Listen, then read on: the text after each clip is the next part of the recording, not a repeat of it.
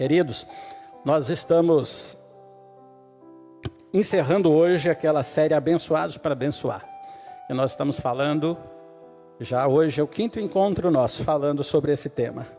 E hoje a gente quer concluir esse tema, é um assunto muito empolgante, mexe com a gente. E a gente tenta passar um pouco das experiências de vida também da gente com esse tema. E como Deus tem falado conosco e como temos sido edificados. E eu vejo que Cristo morreu, pagou um alto preço para você ser salvo, mas não veio só salvação para nós. A salvação trouxe tantas coisas boas juntos. Trouxe a bênção de Deus. E todos aqueles que andam com Jesus podem viver prosperidade. Pode viver toda a bênção e ser canal de bênção para outros, né? De graça recebemos, de graça a gente passa para outros e a gente não para, né? E é muito bom viver tudo que Deus tem para nós. Pastor Juscelino acabou de contar do seu desafio recente, semana passada, desse diagnóstico. Mas eu disse para ela, você já está colecionando milagre mesmo, é só mais um para colecionar aí. E é claro que mexe com a gente é humano, tem a nossa humanidade. Mas a gente olha para a palavra, a gente olha para Jesus, a gente olha para quem Ele é, para o que Ele faz, para o que Ele já fez, pelas suas promessas. A gente tem que levantar a cabeça e crer. Como disse Jó, eu esperarei no Senhor, eu confiarei no Senhor. Ainda que eu morra, mas eu vou confiar. Ainda que e tudo que eu perdi não volte, não tem problema, mas eu vou continuar confiando no Senhor. Acho que o Senhor nos testa. E a gente precisa passar nos testes, né? Às vezes vem luta na tua vida, vem dificuldades na tua vida, mas é a oportunidade de ser abençoado. Então, usufrua, viva cada momento, como uma oportunidade de crescimento, de desenvolver sua fé e de viver a presença de Deus. Não há nada, queridos, não há nada melhor do que a presença de Deus em nós. Você pode ser o homem mais rico, mas se você não tiver a presença de Deus, não vale nada. E quando eu digo nada, é nada. Porque quantos estão se acabando, se autodestruindo suas vidas, tirando suas vidas, não é porque não tem dinheiro. Pelo contrário, porque não tem Cristo na vida.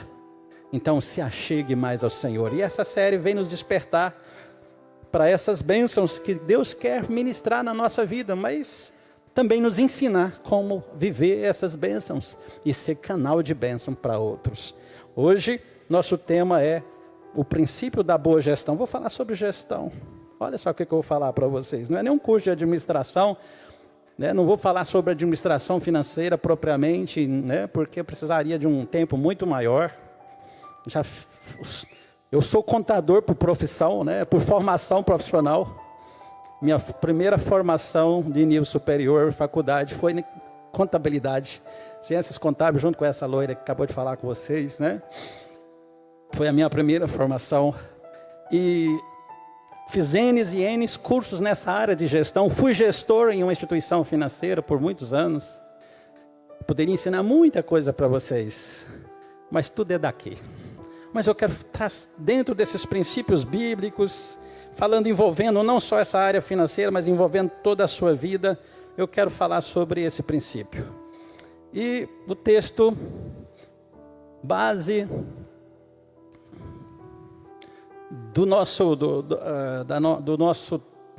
da nossa série é esse de Gênesis 12:2. Eu o abençoarei e você será uma bênção para os outros. Sempre que Deus nos dá uma bênção, o princípio da bênção é ser repartida, tá? Sempre. Lembre-se sempre disso. Sempre que quando Deus nos dá algo, não é para você exclusivo, é sempre para servir outras pessoas, servir o seu reino e promover o reino de Deus. E nós vamos falar sobre alguns princípios de gestão para vocês. Espero poder contribuir. E claro, vamos usar essa parábola de Jesus que está lá narrada pelo próprio Cristo, né, que ele mesmo disse em Mateus 25. Mateus faz esse relato tão preciso e fala que o reino de Deus será como um homem que ao sair de viagem chama seus servos e lhes confia os seus bens. Versículo 15 diz assim: a um ele deu 5, a outro 2, a outro 1, e a cada um de acordo com sua capacidade. Ele distribuiu talentos para cada um de acordo com a sua capacidade e ele viajou. Só que, de passado um tempo, ou muito tempo, aquele senhor volta e chama aqueles servos para a prestação de contas. E ele faz essa prestação de conta com eles. Paulo escrevendo ao Romanos 14:12, ele fala dessa prestação de contas.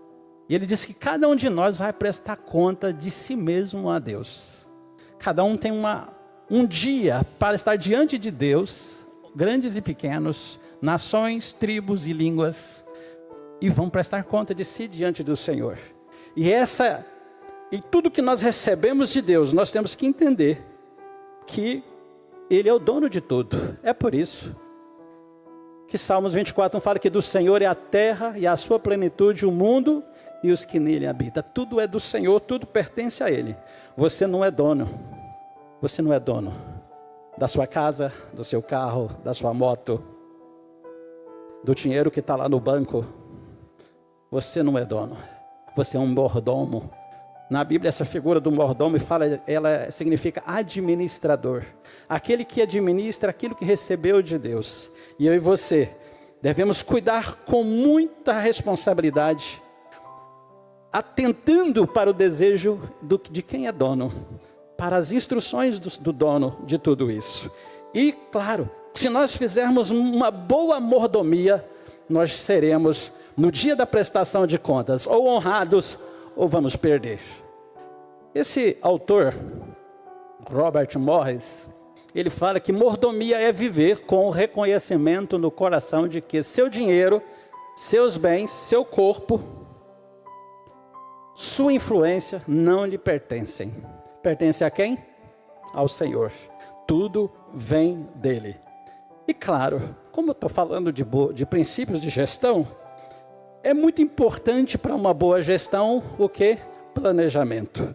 Sem um bom planejamento, você provavelmente vai fracassar, ou vai ter muitas frustrações. Jesus fala sobre planejamento. Planejamento é uma das ferramentas mais poderosas da gestão. Olha o que Jesus fala sobre isso, e é bíblico, planejar. Tudo que você vai fazer, é importante planejar. Jesus diz, qual de vocês, se quiser construir uma torre, primeiro não se assenta e calcula o preço, para ver se tem dinheiro suficiente para completá-la? Ou seja, é importante que você esteja preparado para começar e acabar. Como você faz isso? Planejando. Pois se lançar o alicerce e não for capaz de terminá-la, todos os que a virem rirão dele, dizendo, este homem começou a construir e não foi capaz de terminar. Então, planejamento é um princípio bíblico e que cabe e é necessário na vida de quem administra. Seja recursos financeiros, seja uma empresa com funcionários, com decisões que precisa tomar todo dia e toda hora. Precisamos estar sempre planejando, organizando para não sermos decepcionados. E o marido inteligente, a mulher inteligente, casado, eles trabalham junto nisso. Quando eu vejo casais que não sabem andar juntos, quando se trata de gestão, isso fala das principais decisões, dos principais sonhos do casal. Eles sofrem muito quando não sabem trabalhar junto. Como eles perdem. Mas quando eles aprendem a ouvir um ao outro, consultar um ao outro, faz tanta diferença. Tem mulheres que realmente não gostam de opinar, de participar. Mas nós vivemos num século agora em que as mulheres estão em pé de igualdade e às vezes até com mais formação escolar do que os homens. Você vai nos bancos das faculdades e você olha os bancos, tem mais mulheres do que homens. As mulheres se destacam muito na busca do conhecimento e elas querem participar e querem ser ouvidas. E o homem inteligente, ele tira vantagem disso. Ele ouve a sua esposa. Eu não fui inteligente desde o início. No início do meu casamento, eu fui meio machista. Eu não ouvia muito a minha esposa. Meu pai era machista. né? Eu hoje tento não ser machista. Hoje eu tento não ser, mas eu devo ter alguns resquícios ainda, quem sabe até muitos resquícios, né? Mas eu estou pensando que poucos. No início eu tomei algumas decisões do meu casamento sem consultar a minha esposa, porque eu achava que a opinião dela não era importante. Deu errado. Aí aquela famosa frase, bem que eu te falei que não ia dar certo. É terrível você escutar essa frase, né? E não deu certo mesmo, e você tem que escutar, e você é culpado porque você não pegou conselho. Uma coisa boa que os casais inteligentes fazem é trabalhar juntos. Sonha junto. O que nós vamos fazer? Quais são os nossos projetos? O que nós queremos fazer? Isso, claro, falando financeiramente, aquisições, projetos pessoais, faculdade, filhos, mas também o seu ministério, trabalhar junto no ministério. Como é bom os dois trabalharem junto, pensarem junto, decidirem junto o que vão fazer. Isso facilita demais quando se trata de gerir a vida. A vida nossa ficou muito corrida. E quando o casal está andando junto nisso, fica bem mais fácil. A gente erra menos. Quando eu vejo casais que faz assim, o dinheiro dela é dela, o dinheiro meu é meu, e a gente faz o que a gente quer, eu fico com dó. Eu fico com dó do casal. Sabe por quê? Eles não estão vivendo o potencial que eles têm. Eles estão vivendo o seu potencial. Na Bíblia, quando duas pessoas, um homem e uma mulher, se unem em matrimônio, não é 1 mais 1 é 2. É 1 mais 1, 10. É 1 mais 1, 20. É 1 mais 1, 50. Irmão, há uma potencialização quando o casal sabe aproveitar das qualidades um do outro e sabe caminhar junto quando se trata de gestão. Irmãos, eles vão na frente, e larga gente, às vezes não ganha nem tanto, mas eles produzem muito mais, conquistam muito mais do que outros que ganham muito mais. Por quê? Porque não tem união. Quem casou, aprenda a viver num caixa só. Ah, pastor, mas você é que não sabe, lá fulano gasta demais, então põe na mão do outro que gasta menos. Quem que gasta menos lá? Entra num acordo. Não é? Planejamento envolve também economizar, não é? Todos comeram, Jesus multiplica 5 pães e 2 peixes para uma grande multidão, e o que Jesus fala no final? Ajunta tudo, não vamos desperdiçar. E eles ajuntaram, comeram todo mundo, ainda juntaram aqui 7 cestos cheios de pedaços, no outro lugar, no outro momento 12 cestos, porque não pode desperdiçar. Meus avós tinham um ditado que foi passado para os meus pais. Isso numa linguagem lá do interior do Goiás. Eles diziam: o marido colocando com uma pá pela porta da frente, e a mulher jogando com a colher, jogando fora com uma colher no fundo, ele não dá conta. Esse é um provérbio que eles diziam lá da família. O que está querendo dizer com isso? Desperdício é prejuízo muito grande. Qual é o item mais pesado do nosso orçamento? Não é roupa, não é calçado. O item mais pesado é comida. Você não passa com uma refeição só. Tenta lá dar só o café da manhã na sua família agora, irmão. É só amanhã café da manhã de novo, irmão. Vai dar problema. Vai dar problema. A gente quer comer. E a gente come 3 vezes no dia. Ou às vezes 4, 5. Porque às vezes você quer comer aqui, comer ali. E é caro. Refeição, não sei se vocês perceberam, virou um item muito caro no nosso orçamento. Muito caro. Não é barato. E o desperdício é terrível. Eu vejo as pessoas que vai às vezes numa festa e enche o prato e larga metade. É triste ver. Está desperdiçando, não sabe, não aproveita, não sabe. Ele não aprendeu o quanto é importante a economia para quem planeja. Eu me lembro muito bem,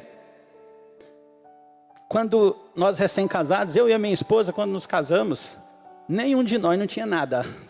Nada. Você sabe o que é? Nada. Nós não tinha nada. Nós não tinha nada, nossos pais também não tinham como nos ajudar.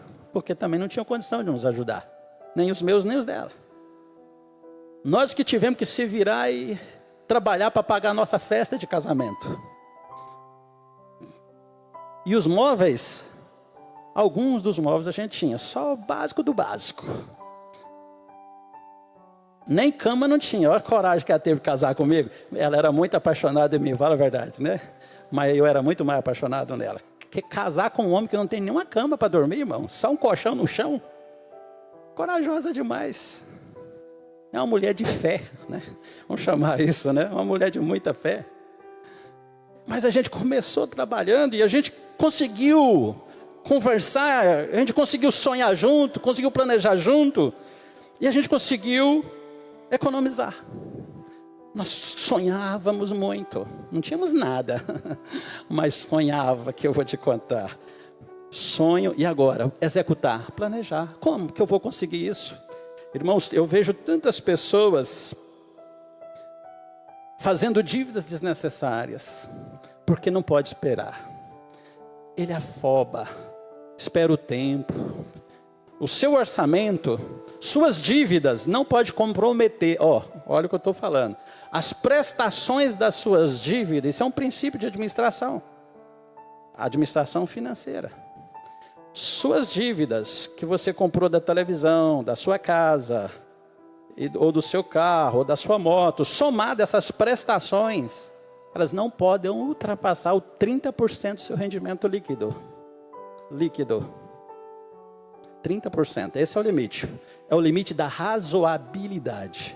Se você ultrapassou esse limite, você está correndo grave risco de sofrer qualquer problema e você ficar desesperado, correndo atrás de mais dívida, e aí vira uma bola de neve. Imagina que eu já vivi isso. Mas foi a grande lição que eu aprendi na minha vida. Foi depois que eu aprendi a trabalhar em parceria com a minha esposa, andando junto, conversando junto, sonhando junto e planejando, que a gente começou a crescer nessa área.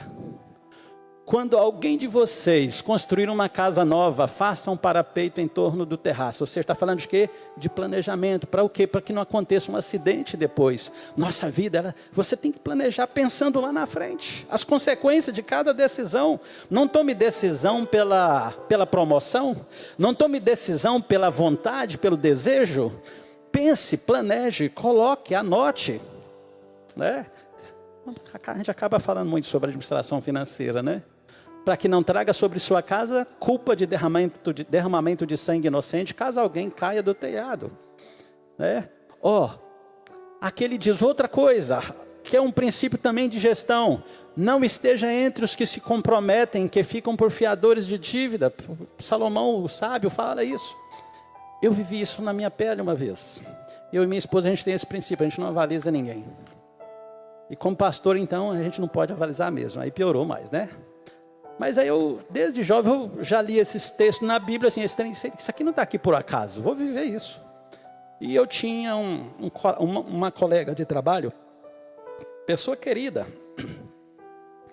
e ela foi pedir para a gente chavalizá-la no empréstimo. O empréstimo era grande, eu não tinha condição de pagar aquele empréstimo, não dava conta. E ela foi na minha casa à noite pedir para que eu e a minha esposa fossem fiadores dela nesse empréstimo, porque a instituição só emprestaria se fosse com um fiador. Eu tive que falar não.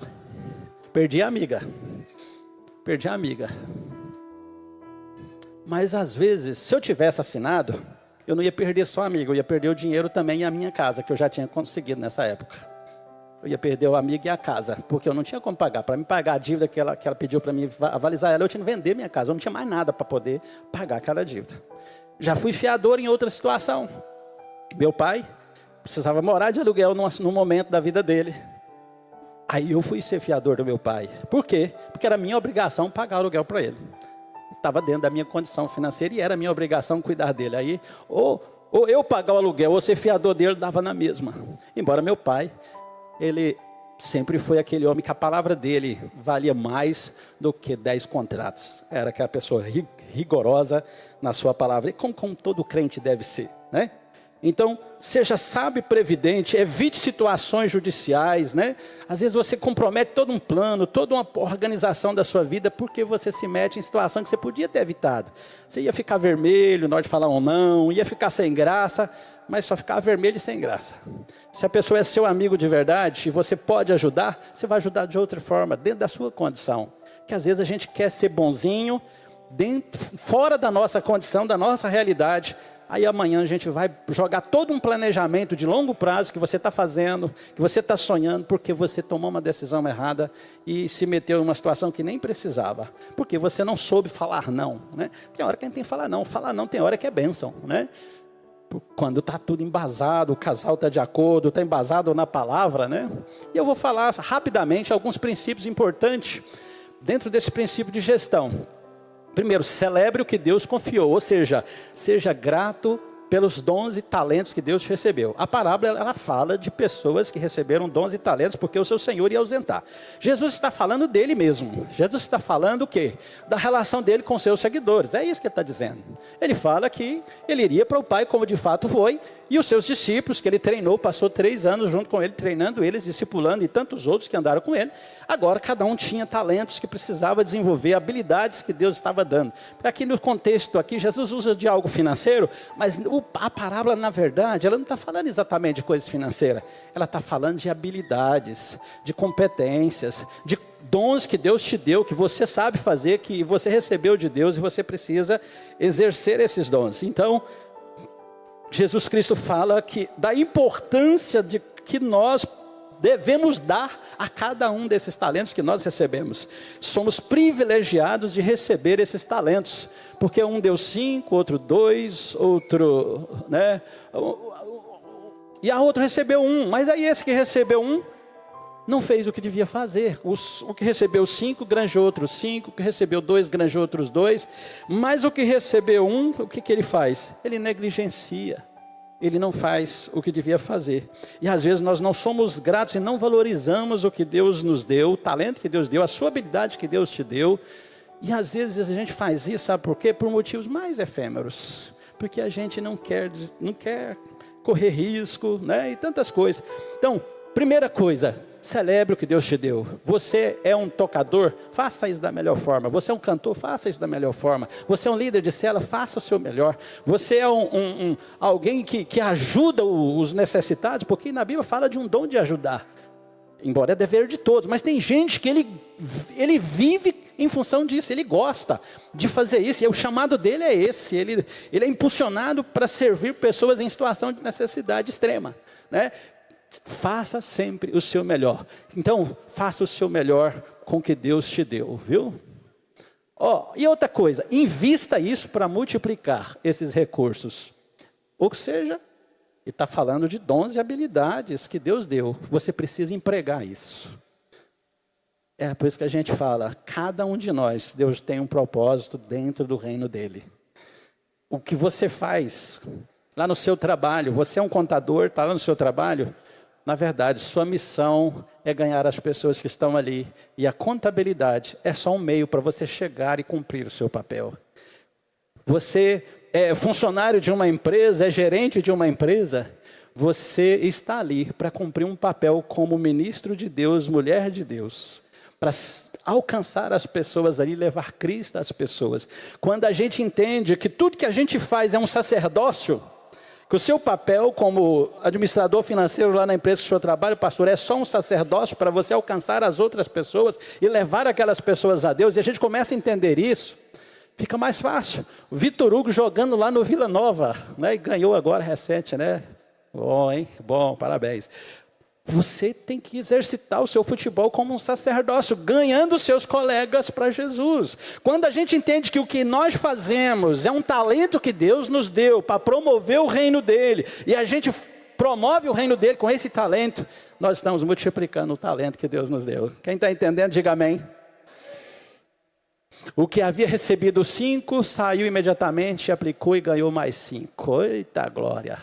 É você fazer o que Deus te chamou para fazer. O que tinha 2, também, de acordo com a capacidade, Deus nunca vai exigir de mim, de você, o que você não pode dar. Deus deu talento para você, e esse talento é o que Ele cobra de você. É só isso que Ele vai cobrar. Ele não vai te cobrar mais do que isso, não é? E não enterre os seus talentos. O que tinha recebido um talento, o que ele fez? Cavou um buraco e enterrou. Não quis correr nenhum risco. Ele diz, segundo a parábola, o meu senhor é um homem duro. Ele ficou com medo, não quis aplicar o seu talento. E ele enterrou seus talentos. Quantos de nós têm também enterrado seus talentos? Enterrar talentos significa desperdiçar ou deixar de usar os dons e as habilidades e as oportunidades que Deus nos deu. Quantos de nós não estamos fazendo nada? Nós nos limitamos a vir ao culto, irmos embora, não nos preocupamos com mais ninguém, a não ser com a nossa família. Aqui nessa história, o Senhor fala de uma prestação de contas. Há uma prestação de conta de como você vai gerir essa mordomia de talentos que Deus te deu. Tantas coisas que Deus te deu. Talvez dinheiro, talvez coisas, mas também suas habilidades, seu tempo, como você vai, a família que Deus te deu e tantas coisas que Deus te deu, porque tudo vem dele. E há um dia da prestação de conta. E esse dia da prestação de conta fala de recompensas ou punição. A palavra de Jesus Cristo deixa muito claro que há um dia que será feita uma prestação de contas. Aqueles que investiram e aplicaram corretamente e usaram seus talentos adequadamente, esses vão ser recompensados e receberão a mesma recompensa. Não é? Mas aquele que não quis usar os seus talentos e o enterra seu talento, esse sim, além dele perder o talento que recebeu, porque os outros que ganhou 5 e 2, eles ganharam mais. E ainda recebeu aquela palavra: vinde benditos de meu Pai, e possuir a terra que está preparada para vocês. Né? Venha, venha. Agora aquele que enterra seu talento, Jesus fala da parábola que até o que ele tinha lhe seria tirado e ele seria jogado nas trevas exteriores. Duro, muito duro. Me faz lembrar que quando eu enterro o meu talento, eu estou pecando. Eu estou pecando porque eu estou deixando de cumprir uma ordem do meu Senhor, que é multiplicar os talentos que Ele me deu. Se não usamos esses dons, é como enterrá-los no chão e eles não serão de nenhum uso, nem para nós e nem para ninguém. E olha só, sobre ainda enterrar talentos. Não se trata só de dinheiro, a gente sabe disso. Às vezes é dinheiro, às vezes Deus nos dá, mas nós estamos vivendo uma época que as pessoas são muito egoístas. Estão muito preocupadas em ficar mais ricos, em alcançar mais. Mas esquece que o que Deus te deu é para ser repartido. Você precisa aprender a ser generoso. Você não pode olhar para o seu irmão em necessidade e despedir ele sem nada. Isso é um princípio bíblico. Mas não é só dinheiro. Pode ser seu tempo, pode ser qualquer coisa que Deus te deu, habilidades, relacionamentos, sua família. Como você está gerindo tudo isso? E é também uma questão de mordomia. Deus nos confiou tudo isso e espera que nós usemos isso com sabedoria, porque um dia vamos ter consequências positivas ou negativas. E Deus quer que cada um de nós frutifiquemos. Quando você lê João 15, você vê lá que Jesus fala assim: não foi vocês que me escolheram, mas eu vos escolhi a vocês, para irem e dar frutos, e frutos que permanecem. Ele está falando de frutificação. Frutificação, quando se fala do reino de Deus, a frutificação é algo que anda junto com os que andam com o Senhor. E nós temos desafiado a igreja aqui do Estrela a sermos uma igreja que importa com as pessoas.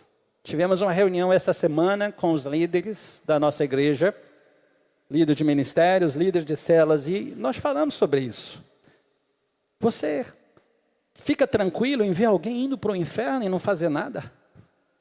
Você não se importa com as pessoas que estão pertinho de você, estão sofrendo, e você não fala de Jesus para elas, não prega para elas, não fala do evangelho para elas, não convida para a sua célula, não convida para a igreja? Às vezes a gente está tão acomodado, às vezes nós estamos enterrando os nossos talentos. Há momentos da nossa vida que parece que estamos fazendo isso. Mas eu quero desafiar você a fazer algo, a importar com as pessoas, a amar as pessoas. Outra coisa que eu falei aqui na igreja, teve um tempo aqui que as pessoas chegavam aqui, elas se sentiam muito mais acolhidas do que hoje. Parece que a gente está virando um clubinho como igreja. Não, queridos, eu falei isso aqui na terça-feira. Nós precisamos acolher as pessoas com muito amor. Ninguém pode entrar nessa igreja, visitando essa igreja, queridos, e sair sem nenhum abraço, sem nenhum convite para visitar a sua célula, para voltar, sem ninguém que interaja alguma coisa com essa pessoa. E tem pessoas que já nos testificou por retornos, que a gente tem o acolhimento, que faz esse contato, tem a secretaria que faz também esse contato com as pessoas que nos visitam, a gente pega o telefone delas exatamente para isso. E a gente já ouviu alguns feedback triste, que nós não importamos com as pessoas. Elas entram e saem e ninguém nem cumprimenta, a não ser quem está ali na porta que dá boa noite, seja bem-vindo. Tem que ser mais do que isso, queridos. Tem que ter aquele amor pelas pessoas, conhecê-las. E você acha que alguém está entrando numa igreja só por curiosidade? Irmãos, as pessoas não vêm à igreja mais por curiosidade. As pessoas entram numa igreja porque estão precisando, estão buscando um lugar onde se sintam amadas, acolhidas e onde podem servir ao seu próximo. Vamos ser essa igreja?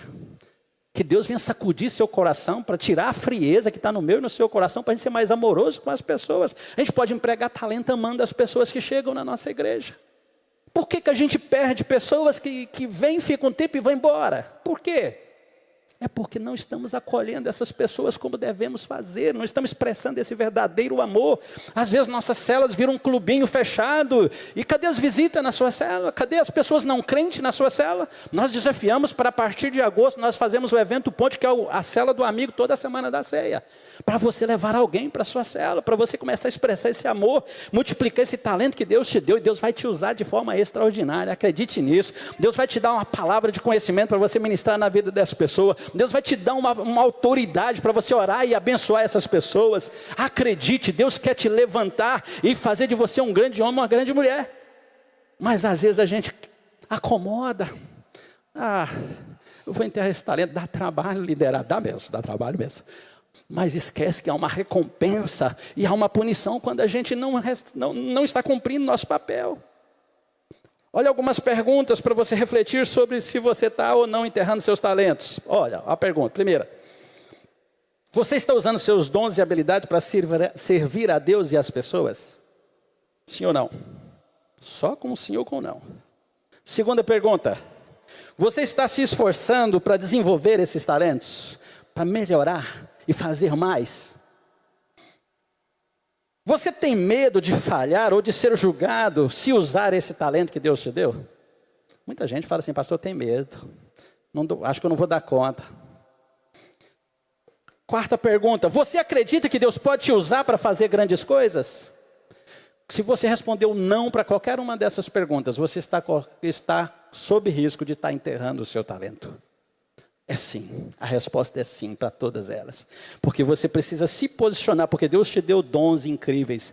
Talvez você ache os seus dons assim tão comuns, mas uma coisa eu descobri. O seu dom comum pode ser a necessidade do seu irmão. E como isso é real. Às vezes, o que tem sobrando em você é o que está faltando no seu irmão, na sua célula, aqui na igreja. Disponha a servir, disponha a ajudar, não enterre o seu talento. Porque quando nós enterramos nossos talentos, nós perdemos a bênção. E é o tema da nossa série, abençoados para abençoar. Quando eu enterro os meus talentos, eu não sou abençoado, o que eu deveria ser. Eu perco tanta coisa que eu poderia alcançar. Eu perco, porque junto com o papel de investir e multiplicar seus talentos, está tanta bênção. Porque quando você está investindo e multiplicando, você está fazendo na vida do outro. E a melhor forma de você servir a Deus, aliás, é a forma que você serve a Deus, é servindo as pessoas. É servindo o outro. Porque o maior mandamento da Bíblia é amar a Deus. Sobre todas as coisas, com todas as suas forças, com todo o seu entendimento. É o maior. Mas o segundo maior, que Jesus confirma ele, é ama o seu próximo como a você mesmo. Às vezes a gente só está amando nós mesmos, o andamento está incompleto.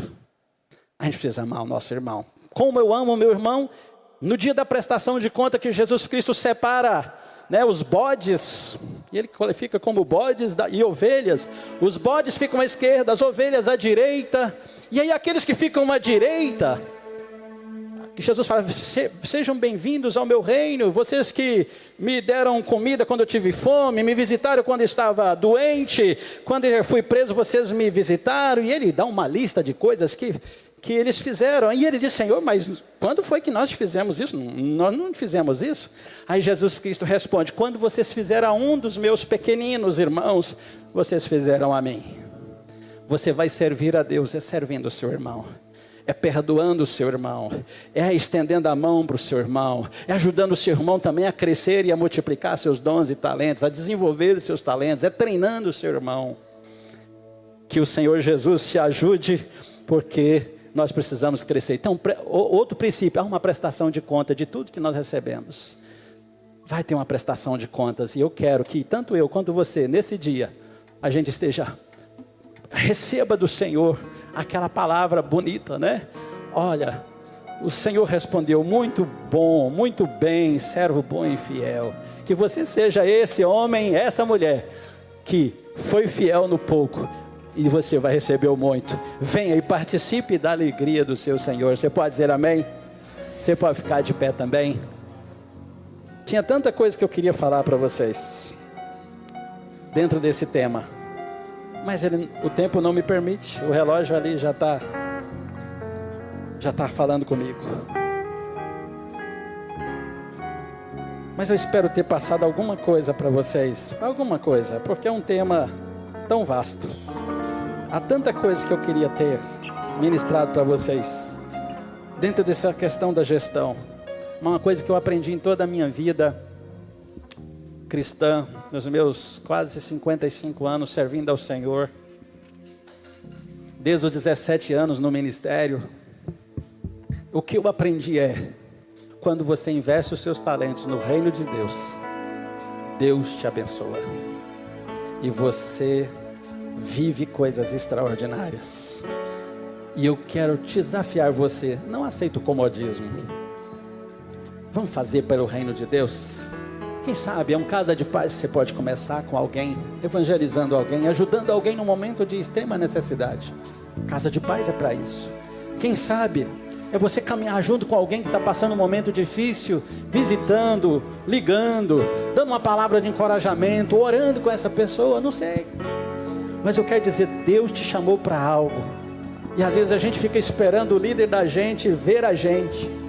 Às vezes a gente fica esperando uma oportunidade que alguém fale com nós. Não, tem oportunidade batendo na sua porta todos os dias para você servir e multiplicar seus talentos.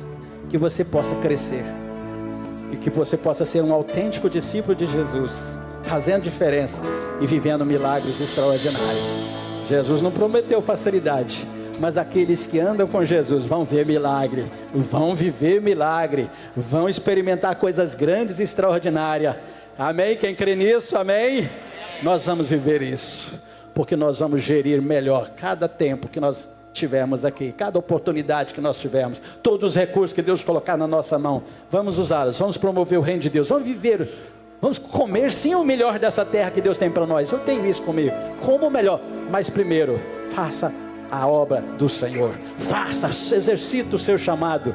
Eu creio, Deus vai levantar grandes homens, grandes mulheres aqui no nosso meio. Eu creio, nós estamos apenas começando. A obra de Deus aqui, ela está apenas no início de grandes coisas que Deus vai fazer. E você é esse homem, é essa mulher que Deus quer usar para fazer diferença aqui nesse lugar, nesse bairro. Quem sabe, até mais longe. Amém?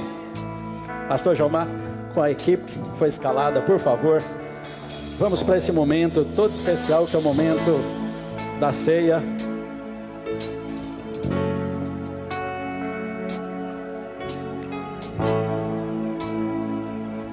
Glória a Deus. Já pode ir distribuindo também, viu, pastor Jomar, já os elementos aí para os que vão orar. Vocês têm visto como tem uns jovens que estão ficando muito bonitos aqui nessa igreja? Olha aí. Vocês viram, irmão? Olha ali o André. Que elegância. Patrick.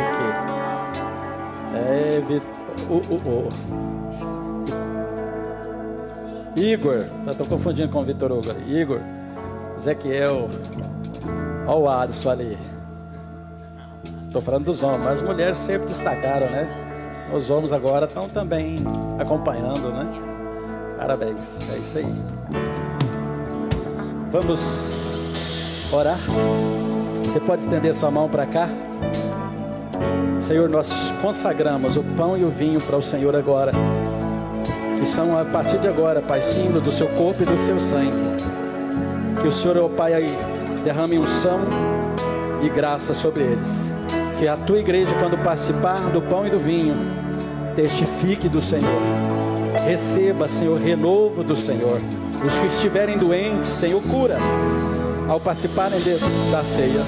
Que o Senhor abençoe o seu povo para que esteja ainda mais forte, falando e enaltecendo o teu nome. Pai, oramos gratos no nome de Jesus. Amém. Convido você para a gente adorar com essa música que vai ser cantada.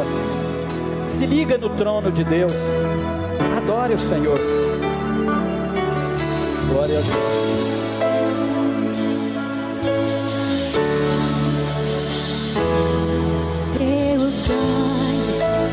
Leva-me além, a todas as alturas, onde ouço a tua voz, fala de tua justiça, pela minha vida. Jesus, este é o teu sangue.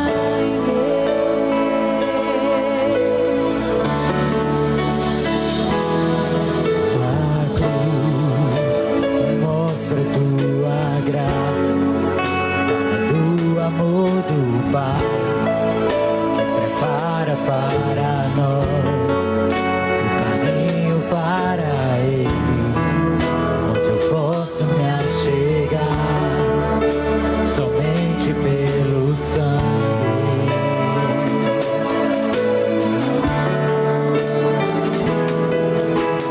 Que nos lava dos pecados, que nos traz restauração. Nada além do sangue, nada além do sangue de